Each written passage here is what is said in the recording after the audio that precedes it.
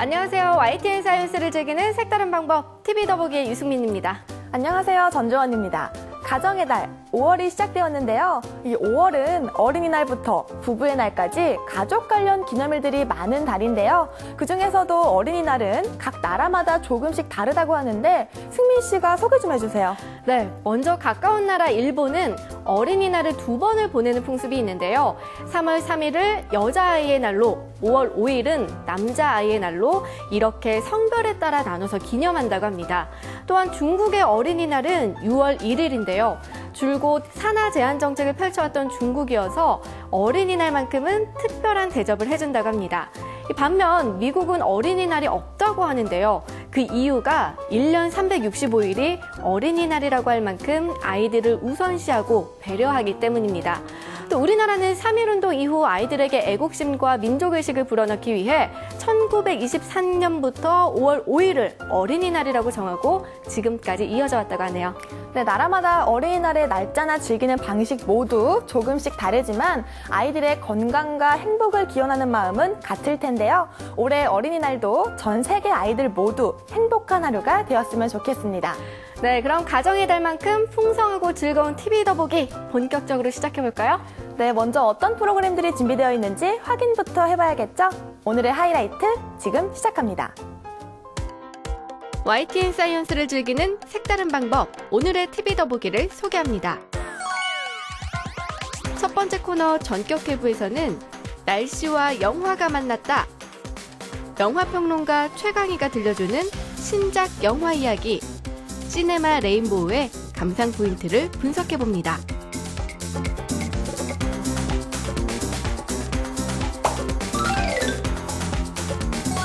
두 번째 코너 불후의 명작에서는 YTN 사이언스 명작 다큐멘터리 미스터리 다큐 외계인을 통해 자연재해가 외계인에 의해 일어난 것이라고 주장하는 고대 외계인 이론가들의 이야기를 들어봅니다.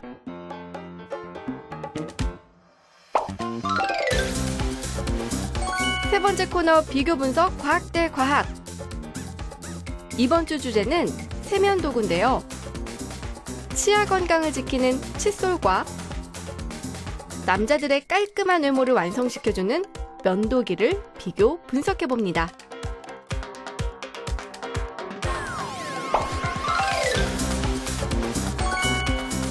마지막으로 5월 첫째 주 YTN 사이언스 프로그램 가이드까지.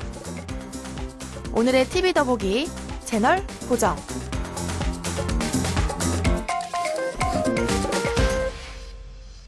네, 오늘도 역시나 흥미롭고 유용한 과학 정보들이 풍성하게 준비되어 있는데요. 그럼 첫 번째 코너부터 소개해야겠죠? 네, 현재 방영 중인 프로그램을 집중 분석해보는 코너 전격 해부 시간입니다. 승민 씨, 네. 오늘은 어떤 프로그램을 꼼꼼하게 살펴주실 건가요? 네, 개봉 신작부터 날씨와 관련된 추억의 영화를 만나보는 프로그램이죠. 바로 시네마 레인보우입니다. 네, 시네마 레인보우는 영화평론가 최강희 씨가 마치 일기예보를 하듯이 시네마 기상도를 소개해주고 있는데요. 이 영화의 작품성과 흥행성을 날씨에 비유해 소개하는 방식이 정말 색다르더라고요. 네, 그래서 최강희 씨를 영화 예보해주는 남자라고도 부르는데요. 영화와 날씨가 만나 얼마나 색다른 조합을 만들어낼지 전격 해부 시네마 레인보우에서 직접 확인해 보시죠.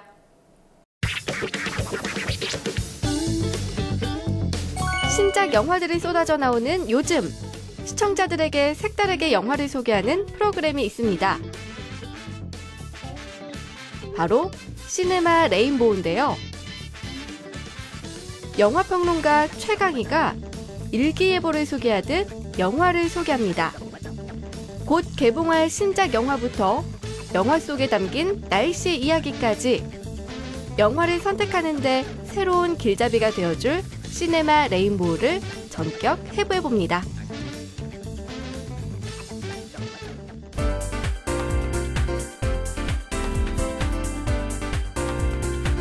날씨는 우리의 일상생활에 지대한 영향을 미칩니다. 그래서 매일 일기예보를 확인하게 되는데요. 그렇다면 신작 영화를 일기예보를 보듯 매주 살펴보는 건 어떨까요?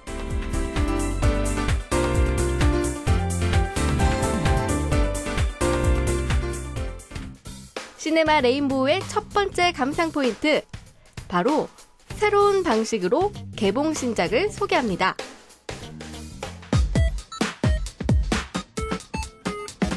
흥행 추이부터 살짝 알아보죠. 새로운 첩보 영화. 시네마 레인보우에는 시네마 기상도라는 코너가 있는데요. 곧 개봉할 영화 중 기대작만을 엄선해서 소개하는 코너입니다. 아담 샌들러가 주연한 작품인데요. 영화의 줄거리를 간단하게 요약할 뿐 아니라 이 영화가 가진 매력들을 조목조목 짚어보는데요.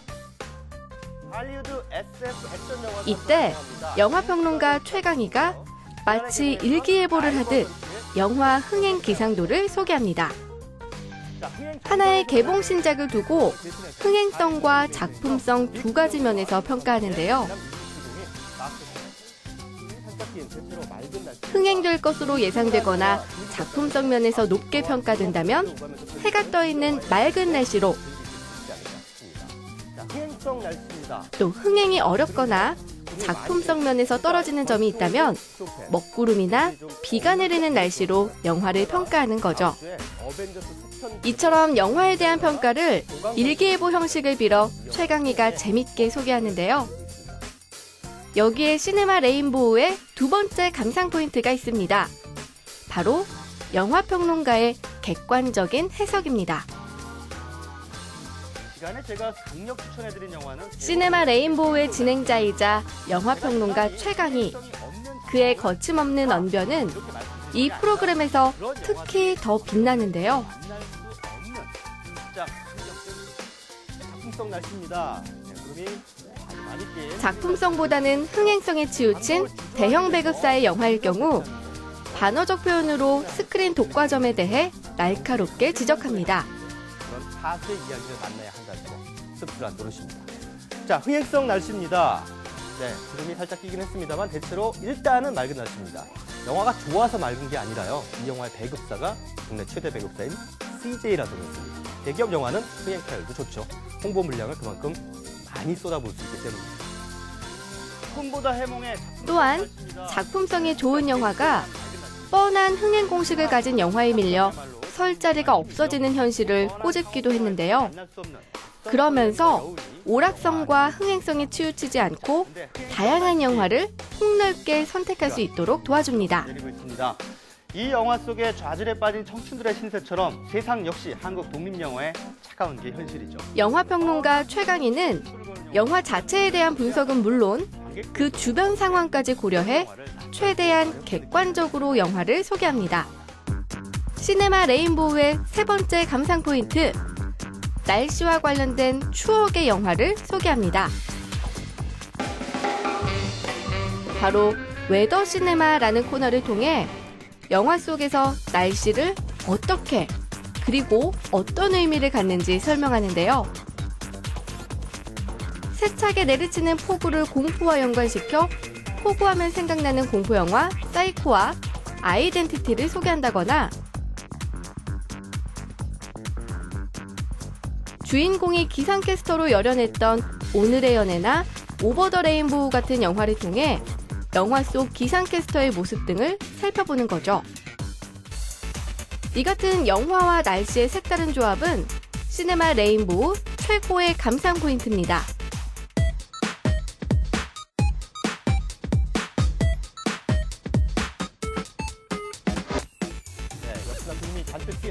첫 번째 코너 시네마 기상도는 물론 웨더 시네마까지 시네마 레인보우는 영화를 소개하면서 날씨와 연관시키는데요. 영화와 날씨의 색다른 조합으로 기존 영화 프로그램과 다른 신선함과 매일 접하는 일기예보와 같은 친숙함으로 다가옵니다.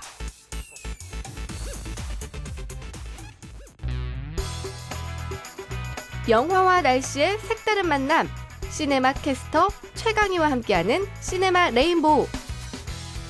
신작 영화에 대한 객관적인 해석과 영화와 날씨의 조합이 궁금하다면 시네마 레인보우 채널 고정해주세요. 저는 신작 영화를 고를 때 인터넷에서 꼭 평점을 확인해 보는데요. 이 화면을 보고 나니까 앞으로는 시네마 레인보우를 꼭 챙겨보고 영화를 골라야겠다는 생각이 들었습니다. 이 영화평론가 최강희 씨가 진행하는 프로그램이라 그런지 굉장히 객관적인 분석이 돋보이더라고요. 네, 맞습니다. 신작 영화 소개는 물론 영화 속에 숨어있는 날씨 이야기까지 영화를 색다른 시선으로 분석하는 시네마 레인보우는 매주 금요일 밤 11시 40분에 방송되고 있으니까요. 잊지 말고 본방 사수해 주시길 바랍니다. 앞으로도 시네마 레인보우 많은 시청 부탁드리고요. 이제 두 번째 코너로 넘어가 볼까요? 네, 다음은 놓치기 아까운 명작 다큐멘터리를 소개하는 코너, 불후의 명작입니다. 주원 씨, 오늘은 어떤 명작 다큐멘터리가 준비되어 있죠? 네, 오늘은 지구상에 남아있는 외계인의 흔적을 추적하는 다큐멘터리죠. 바로 미스터리 다큐 외계인입니다. 그중에서도 홍수나 쓰나미 같은 자연재해가 이 외계인에 의해 일어나고 있다고 주장하는 고대 외계인 이론가들의 이야기를 들어볼 텐데요. 승민 씨, 네. 혹시 호모 사피엔스라고 들어보셨나요? 물론이죠. 슬기로운 사람이란 뜻으로 언어를 썼을 뿐 아니라 불을 능숙하게 다룰 줄 아는 현재 인류의 직접적인 조상을 가리키는 말 아닌가요? 네, 맞습니다. 그런데 고대 외계인 이론가들은 이 호모 사피엔스가 외계인들의 유전자 조작에 의해 만들어졌고 또 이 인류가 가진 유전적 결함을 바로잡기 위해 자연재해를 통해 그 수를 줄이고 있다고 주장하는데요. 과연 어떤 근거로 이런 주장을 펼치는 건지 오늘의 불후의 명작 미스터리 다큐 외계인에서 직접 확인해 보시죠. 이어서 세 번째 코너죠. 하나의 주제를 가지고 두 가지 과학 원리를 비교하고 분석해보는 비교 분석 과학대 과학 시간입니다. 네, 오늘 비교 분석 과학대 과학에서 다룰 주제는 일상생활의 필수품이죠. 바로 세면도구입니다. 그중에서도 치아 건강을 지키는 칫솔과 남자들의 깔끔한 외모를 완성시켜주는 면도기를 비교 분석해 보겠습니다. 그럼 먼저 두 번째 코너, 불후의 명작부터 보시죠.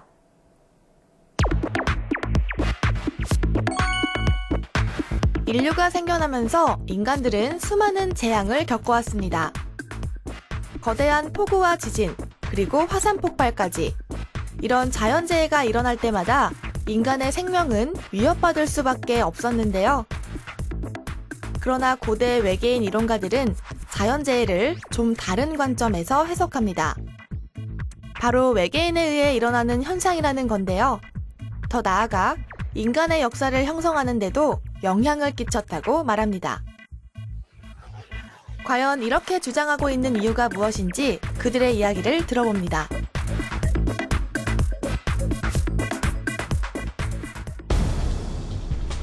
(2004년) 인도네시아에서 거대한 해저 지진으로 쓰나미가 발생하면서 23만 명 이상이 목숨을 잃었고 14개 연안국이 피해를 입었는데요.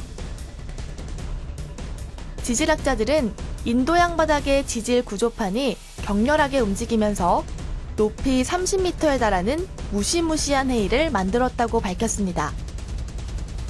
그런데 쓰나미가 발생하기 며칠 전 UFO를 봤다는 목격자들의 제보가 잇따랐습니다.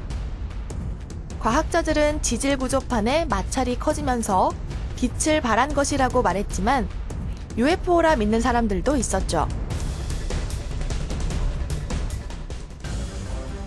2010년 4월 아이슬란드에서 화산이 폭발했을 때도 연기와 재 사이에서 특이한 V자 모양의 비행물체가 포착돼 많은 사람들을 놀라게 했습니다.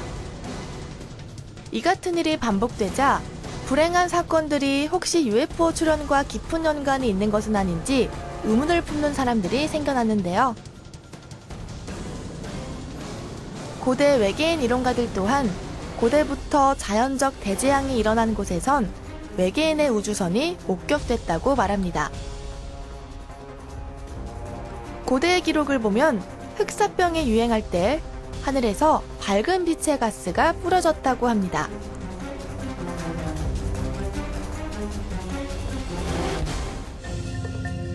또한 그들은 이탈리아의 천재 발명가 레오나르도 다빈치의 노트에서 외계인의 흔적을 찾을 수 있다고 말하는데요. 노트에는 기관총과 탱크, 헬리콥터의 잠수함까지 미래 군사기술을 훤히 꿰고 있는 듯한 그림이 그려져 있기 때문이었죠.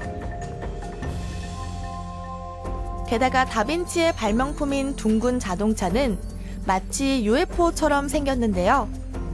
어쩌면 다빈치가 외계인과 접촉을 했거나 텔레파시를 통해 영감을 받았을 수도 있다는 겁니다.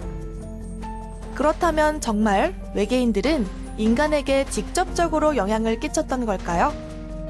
이 물음에 대한 해답은 초기 수메르 문서에서 찾을 수 있다는데요.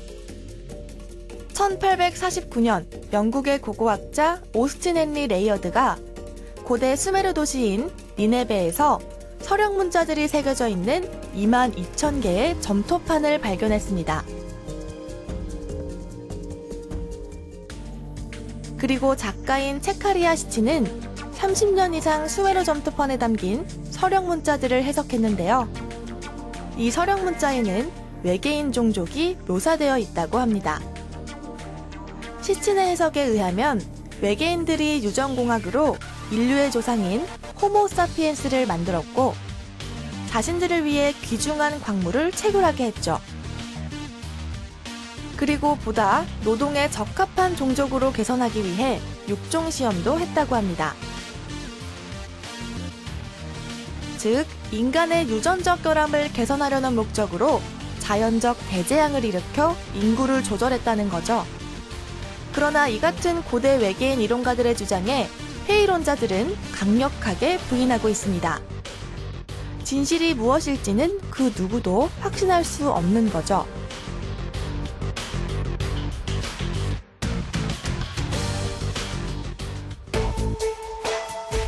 지질학적 재앙이나 기상학적 재난이 미스터리 존재인 외계인의 소행일까요? 고대 문서에 새겨진 외계인에 대한 기록은 과연 누구를 가리키는 걸까요?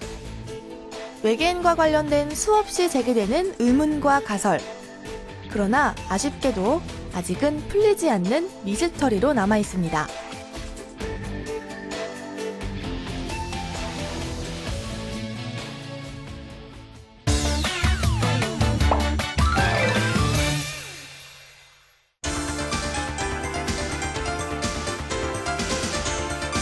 환경오염이 점점 더 심각해지는 요즘, 건강을 위해서라도 개인위생은 선택이 아니라 필수입니다.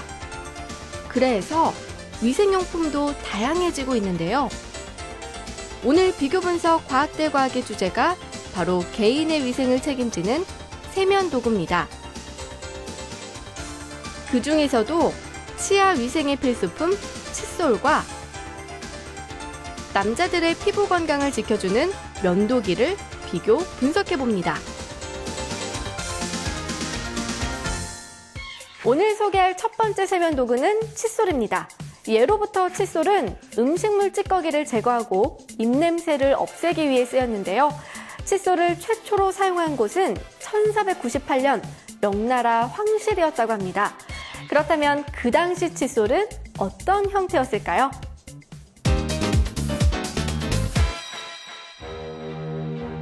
(1498년) 당시 명나라 황실에서는 양치용 나무에 돼지털을 박아 칫솔로 사용했습니다.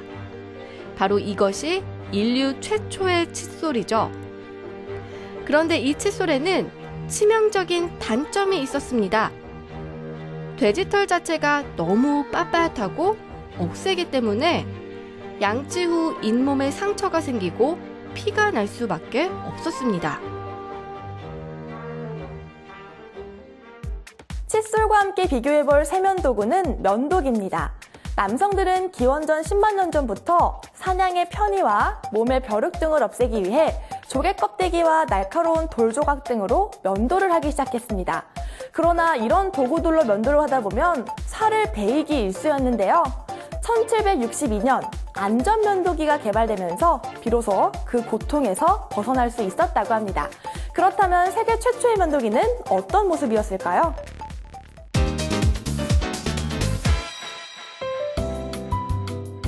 (1762년) 프랑스의 칼을 만드는 장인이었던 장 자크 페레는 안전면도기의 구성 요소 중 하나인 보호막을 이용해 만든 면도기를 개발했습니다. 그리고 이 안전면도기는 면도의 역사에 큰 변화의 바람을 일으켰는데요. 19세기 후반 영업사원이었던 킹 캠프 질레트가 새로운 방식의 면도기를 내놓게 됩니다. 면도날을 갈아서 재사용했던 기존의 방식에서 벗어나 면도날이 닳으면 머리 부분만 새 것으로 교체하는 탈착형 안전면도기가 그것인데요. 당시 남자들은 면도날을 꺼내 일일이 갈아야 할 필요가 없는 이 면도기에 열광했다고 합니다. 치목에 돼지털을 박아 사용한 초창기 칫솔은 뻣뻣한 돼지털 때문에 잇몸에 상처가 생기고 피가 나는 것이 큰 단점이었는데요. 그래서 1770년 이 단점을 보완한 새로운 칫솔이 영국에서 만들어졌습니다. 과연 어떤 칫솔일지 화면을 통해 직접 확인해 보시죠.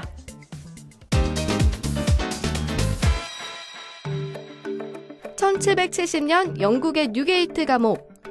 폭동죄로 감옥에 갇혀 무료한 나날을 보내던 윌리엄 에디슨은 출소를 앞두고 새로운 인생을 꿈꾸며 사업 구상을 하곤 했는데요.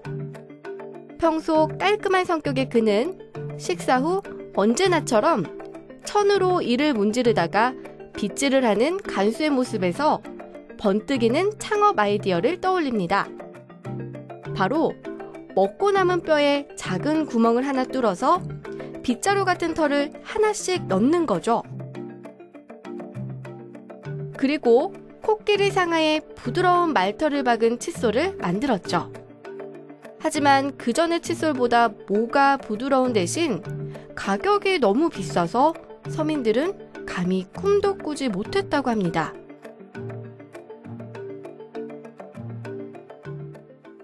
초창기 칫솔이 모가 뻣뻣하고 가격이 비싸다는 단점이 있었다면 이 초창기 면도기는 물과 비누가 있는 곳에서만 사용할 수 있어서 번거로울 수밖에 없었는데요. 그래서 발명된 면도기가 바로 전기 면도기입니다. 그렇다면 전기 면도기는 누가 어떻게 만든 걸까요?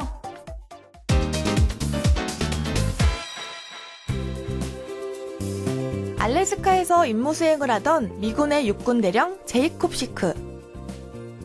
그는 영하의 날씨에서 물을 이용해 면도하기가 쉽지 않음을 깨달았는데요. 그래서 1928년 물 없이 면도하는 방법을 고민하다 전기 면도기를 개발하게 됐습니다. 그리고 그 덕분에 남성들은 언제 어디서나 편하게 면도를 즐길 수 있게 됐죠. 겉으로 보기에 칫솔은 모두 비슷한 것처럼 보이는데요. 하지만 국내에서 유통되는 칫솔의 종류만 해도 30여 종에 특허를 획득한 칫솔은 무려 600여 개에 달한다고 합니다. 그렇다면 이 많은 종류의 칫솔은 각각 어떤 차이가 있는 걸까요?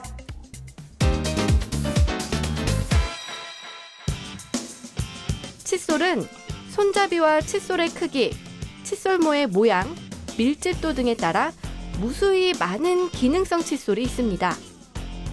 칫솔모는 강도에 따라 강강도, 중강도, 약강도, 초약강도로 나뉠 수 있는데 칫솔의 포장지를 보면 강도를 확인할 수 있죠. 또한 칫솔모는 기능에 따라 항균, 화이트닝 등의 다양한 기능성 칫솔도 개발되어 있습니다. 칫솔은 기능에 따라 다양한 종류가 있는데요. 전기 면도기는 면도 방식에 따라 크게 2가지로 나눌 수 있다고 합니다. 보다 자세한 내용은 화면을 통해 확인해 보시죠.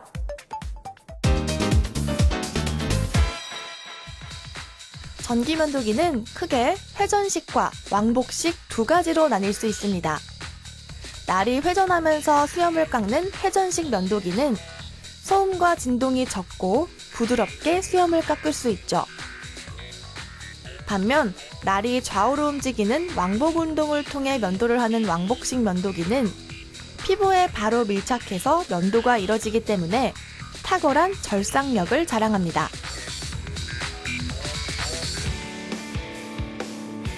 칫솔을 통해 치아가 건강해지면서 인간의 수명은 30년이나 늘어났고 면도기는 남성들의 깔끔한 외모를 만들어줄 뿐만 아니라 수염에 생기는 각종 세균들을 없애주었습니다. 그리고 사용도 편리하고 기능성까지 갖춘 칫솔과 면도기가 계속해서 나오고 있는데요. 미래형 칫솔과 면도기는 과연 어떤 모습일지 기대해봅니다. 네, 이렇게 지금까지 일상생활의 필수품 세면도구에 대해 살펴봤습니다. 칫솔과 면도기 모두 잇몸과 피부에 닿는 물건이기 때문에 위생에 특히 주의해야 할 것 같은데요. 주원 씨, 면도기를 사용할 때 주의해야 할 점 같은 건 없나요? 네, 물론 있습니다. 이 면도기 중 일회용 면도기는 면도날이 코팅되어 있지 않기 때문에 피부 자극이 심한 데다 재사용할 경우 면도날이 손상되면서 피부가 벨 수 있고 또 각종 세균에 옮을 가능성이 높은데요. 그래서 민감성 피부를 가진 분들은 되도록 사용을 자제하는 것이 좋습니다. 네, 칫솔 또한 입속에 들어가는 물건이기 때문에 위생에 신경 써야 하는데요. 서로 다른 칫솔 목끼리 접촉할 경우 세균이 옮겨갈 수 있기 때문에 따로 관리하는 것이 좋고요. 3개월에 한 번 정도는 칫솔을 바꾸는